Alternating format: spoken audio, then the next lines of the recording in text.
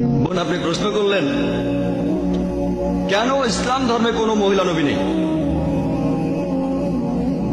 যদি নবী বলতে বুঝিয়ে থাকেন যে ব্যক্তির কাছে ওহী নাজিল হয় আর যিনি অন্যান্যদের নেতা হিসেবে কাজ করেন, তাহলে একথা আমি নিশ্চিতভাবে বলতে পারি যে ইসলাম ধর্মে কোনো মহিলা নবী নেই। আমার মতে এটাই সঠিক।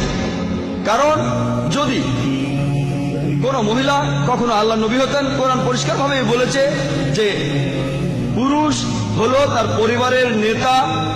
তাহলে পরিবারের নেতায় যখন পুরুষ, তাহলে একজন নারী কিভাবে সমাজের সব মানুষকে নেতৃত্ব দেবে? এবারে দ্বিতীয় অংশে আসি। একজন নবী জামাতের নামাজের সময় সাধারণত ইমামতি করেন। আর আমি আগেও বলেছিলাম যে নামাজের বিভিন্ন ভঙ্গি, যেমন কায়াম, রুকু, সেজদা, দাঁড়ানো, মাথা নোয়ানো আর উপর হয়ে সেজদা, যদি এগুলো মহিলা নবী করতেন তাহলে পেছনে যারা নামাজ পড়বে তাদের অসুবিধা হতো। আর এছাড়াও দেখবেন যে নবীজি সাধারণ মানুষের সাথে প্রায় প্রতিদিনই দেখা করতেন। কোন মহিলা নবী থাকলে ইসলাম পুরুষ ও নারীর অবাধ মেলামেশার অনুমতি দেয় না। যদি কোনো মহিলা নবী হতেন আর তিনি অন্তঃসত্ত্বা হন, সে সময় তিনি বেশ কয়েক মাসের জন্য তার দায়িত্বগুলো পালন করতে পারবেন না। যদি তার সন্তান থাকে তাহলে তার জন্য একই সাথে নবী ও মায়ের দায়িত্ব পালন করা কঠিন হয়ে যাবে। একজন পুরুষই ভালোভাবে নবীর দায়িত্ব পালন করতে পারবেন। একজন বাবাও একজন মহিলার তুলনায়, অর্থাৎ একজন মায়ের তুলনায় ভালোভাবে কাজ করতে পারবেন।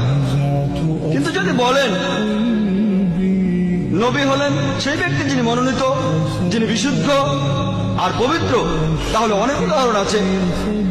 এ ব্যাপারে এখন যার কথা বলতে পারি তিনি বিবি মরিয়ম রাদিয়াল্লাহু তাআলা আনহা।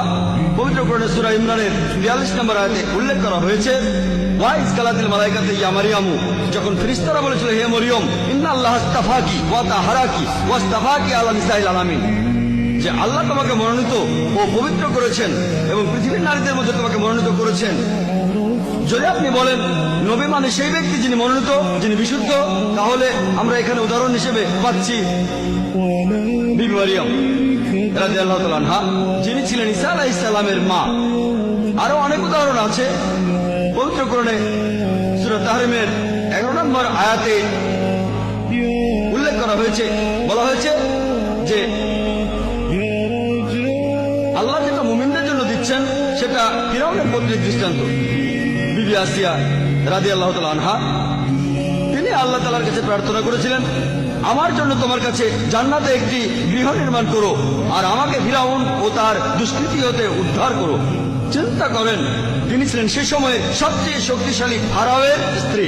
তিনি সব রকম বিলাস ব্যসনের বদলে আল্লাহ সুবহানাহু ওয়া তাআলার কাছে চেয়েছিলেন বেহেশতের মধ্যে একটি ঘর। ইসলাম ধর্মে এমন চারজন মহিলা নবী আছেন, একজন বিবি মরিয়ম, একজন বিবি আসিয়া, আল্লাহ তাদের শান্তিতে রাখুন। এছাড়াও অন্য নবীরা হলেন বিবি ফাতিমা ও বিবি খাদিজা, আল্লাহ তাদেরকেও শান্তিতে রাখুন। আশা করি উত্তরটা পেয়েছেন।